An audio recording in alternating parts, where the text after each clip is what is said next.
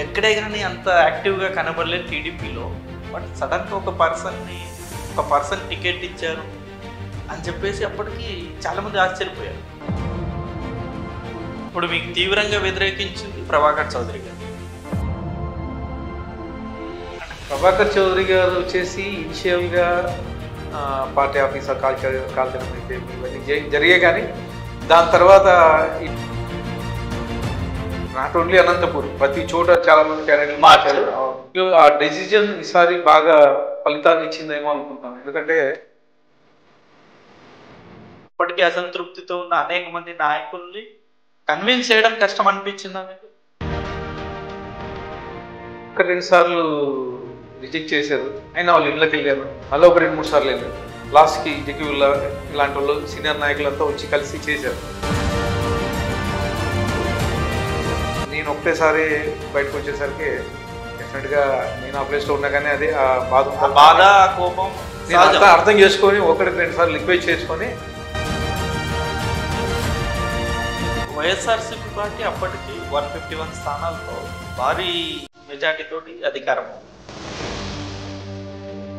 ఇప్పుడు డబ్బులు జగన్మోహన్ రెడ్డి జేబులో నుంచే తీయలేదు. గత 5 ఏళ్లలో ఏం డెవలప్ చేశాడు అనేది ఒకటి చూశారు. ఒక 10,000 మందికి ఉద్యోగాలు ఇప్పించిన దాఖలాలు ఏం దశలో లేదు. ఇలా చీప్ పబ్లిసిటీ చేసుకొని ప్రజల ముందు చులకన అయిపోయినాడు.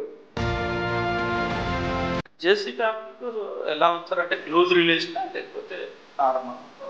అంటే మరీ అంత క్లోజ్ కాదు, మరీ అంత ఇది కాదు. చంద్రబాబు నాయుడు గారు అరెస్ట్ అప్పుడు మీరు ఎక్కడ ఉన్నారు? నేను హైదరాబాద్లో ఉన్నాను. ఇంకా అరెస్ట్ చేసిన తర్వాత అప్పటికే జగన్మోహన్ రెడ్డి మీద వ్యతిరేక స్టార్ట్ అయింది. సార్ని అరెస్ట్ చేసిన తర్వాత 164 సీట్లు రావడం అనేది ఫస్ట్ టైం హిస్టరీలోనే. ఎక్కడైతే కష్టపడి ఉంటే మొత్తం సీట్లు వేసారు. ఆ 11 సీట్లు కానీ వీడు కాదు. నిజంగా ధర్మవరంలో గెలవడం ఆశ్చర్యం. ఏం చేసినా కానీ నాయకుడి మీద నమ్మకం లేదు కదా. పవన్ కళ్యాణ్ గారు ఎప్పుడైతే అనౌన్స్ చేశారో మేము పొత్తు పెట్టుకుంటామా అప్పటి నుంచి ఇంకా కొంచెం గ్రాఫ్ పెరిగింది. కానీ సార్ తెలుసు 160+ వస్తున్నాయని సార్కి ముందే తెలుసు అనేది నాకు ఒక పెద్ద ఆయన చెప్పారు. సార్ మనసులో ఇది ఉంది, కాకపోతే 36 మంది చంపామంటున్నారు కదా, కనీసం కొంతమంది పేరు ఇవ్వమన్నా కానీ ఇవ్వలేకపోతున్నారు. ప్రతిపక్ష హోదా ఇవ్వడానికి ఎందుకు భయపడుతుంది? ప్రతిపక్ష హోదాకి నంబర్ ఇవ్వాలి, ఆ నంబర్ కానీ రాలేదు. అసెంబ్లీలో కూర్చొని అడిగితే ఏమన్నా ఇస్తారేమో కానీ ఇదే పెద్ద సెక్యూరిటీ ఏమో. ఎందుకంటే కేవలం ఎమ్మెల్యేనే ప్రతిపక్ష హోదా ఉండే నాయకుడు కనుక.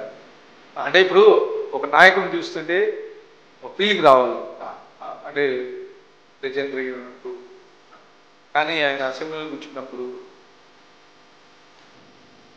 ప్రజలు ఇంకా జగన్మోహన్ రెడ్డి రాని ప్రసక్తే లేదు.